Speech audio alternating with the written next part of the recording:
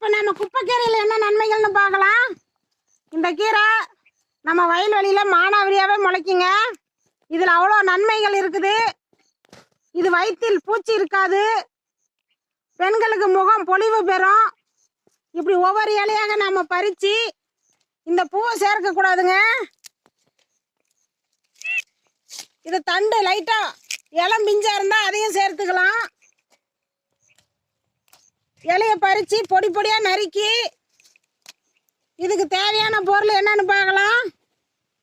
பெரிய வெங்காயம் ஒரு 5, வரமிளகாய் ஒரு 5, கருவேப்பிலை 3 ஸ்பூன் எண்ணெய் விட்டு தாளிக்கணுங்க.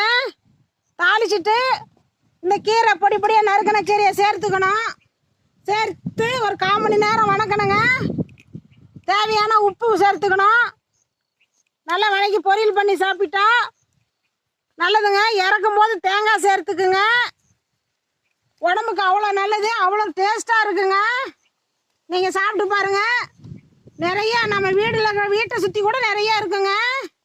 இது அருமையான ஒரு கீரைங்க. நிறையா இது கிராமத்தில் எளிதாக கிடைக்கும். இது விற்பனைக்கும் கொண்டு செல்லலாங்க. அவ்வளோ சத்துக்கள் இருக்குது. இதில் நோய் எதிர்ப்பு சக்தி நிறையா இருக்குதுங்க. குப்பைக்கீரைன்னு இதுக்கு பேருங்க. எல்லா இடங்களிலும் இது கிடைக்குங்க. சாப்பிட்டு பாருங்க. நன்றிங்க. ஈஸ்வரியின் நாளொரு மூலிகை சேனலை ஃபாலோ பண்ணுங்க. நாங்கள் நிறைய வீடியோஸ் போடுவோம். உங்களுக்கு உடனே வந்து சேருங்க. நன்றிங்க.